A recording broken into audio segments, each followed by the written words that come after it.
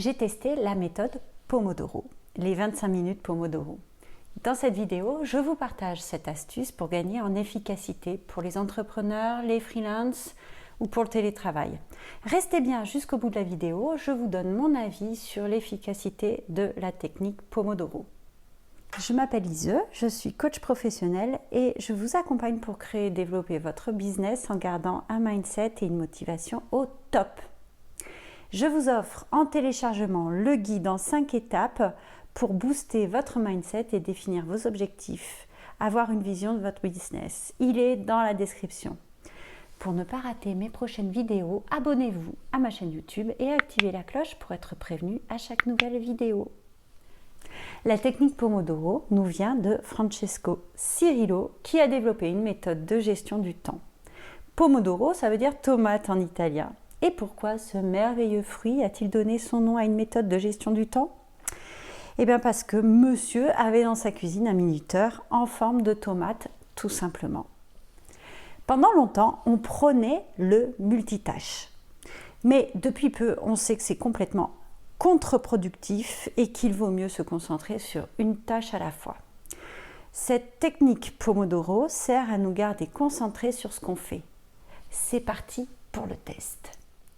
Vous prenez votre to-do list de la journée et la première action. Tout d'abord, vous décidez d'une tâche à effectuer. Pour que la technique soit vraiment efficace, avant de commencer, vous coupez toute source de distraction, notification de mail, téléphone sur avion par exemple. Et bien sûr, vous vous munissez soit d'un minuteur, soit du compteur de votre téléphone. Là, moi, j'ai téléchargé une application pour smartphone qui a une version gratuite et que vous pouvez utiliser même si le téléphone est en mode avion. Voilà, alors je vous présente donc l'application, c'est Focus To Do. Donc là, j'ai lancé le Pomodoro, vous voyez que ça décompte. Et puis, vous pouvez l'arrêter quand vous voulez, voilà, tout simplement. Ou bien le redémarrer. Vous avez aussi ce mode-là, bon, voilà, c'est une option. Quand vous arrivez ensuite à la fin du Pomodoro, voilà, ça se présente comme ça et c'est vous qui lancez la pause. Donc c'est parti pour 5 minutes de pause et on repart ensuite sur 25 minutes. Quelques options.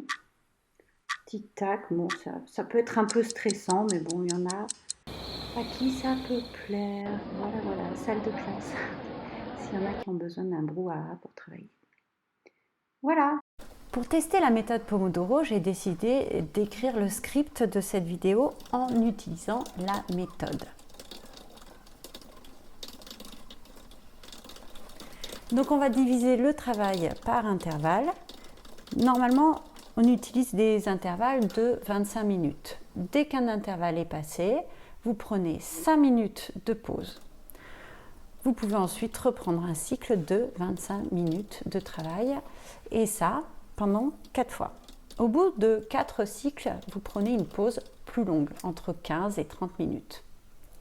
Si vous êtes dérangé pendant un cycle de Pomodoro, il faut recommencer le cycle au début des 25 minutes. Au final, ce script m'aura pris 3 Pomodoro juste pour l'écriture en vrac. Mon avis. L'avantage de cette méthode, c'est que 25 minutes, c'est pas long. Donc si on doit faire un travail qu'on n'a pas envie d'accomplir, par exemple la compta, je ne sais pas pour vous, mais moi, j'aime pas ça du tout. Donc je pense que le fait de comptabiliser justement son temps en nombre de Pomodoro me rendra la tâche moins pénible et j'aurai envie d'aller plus vite et du coup de me concentrer plus sur ce que je fais pour m'en débarrasser. Ça va sûrement m'éviter la procrastination, surtout une fois que je saurai de combien de Pomodoro j'ai besoin pour faire complètement ma compta. C'est donc un outil qui peut vraiment servir pour éviter de procrastiner et qui permet aussi de prendre conscience qu'on commence une tâche, de préparer le cerveau à l'accomplissement de cette tâche. Du coup, on aura certainement tendance à être plus focus. En tout cas, c'est ce que j'ai ressenti en faisant le test devant vous. Le côté moins sympa, c'est que par exemple, pour écrire un article, des cycles de 25 minutes ne sont pas suffisants, en tout cas pour moi. si je suis en plein dans mon idée, inspirée, etc., j'ai pas du tout envie de prendre une pause à ce moment-là, alors que j'étais dans le flow et que l'inspiration était au top. Je me suis sentie frustrée de m'arrêter en pleine action et j'avoue, j'ai un peu sauté la pause. Du coup, je pense qu'il peut être intéressant d'adapter le Pomodoro selon la tâche à effectuer. Pour de la paperasse, des réponses à des mails, des cycles, enfin tout ce qui est administratif, quoi. Des cycles de 25 minutes, ça semble ok. Et en plus, les personnes comme moi qui n'aiment pas trop l'administratif, c'est un outil qui va permettre de lancer l'action, donc super positif.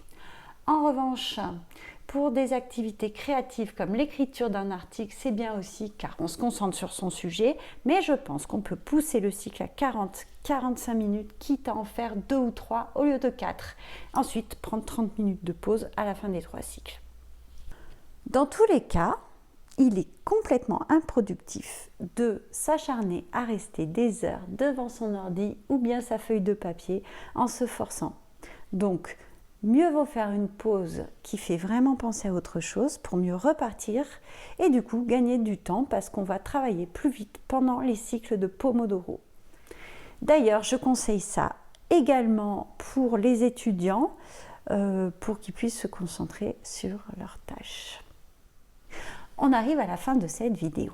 Si elle vous a plu, appuyez sur le pouce bleu et abonnez-vous.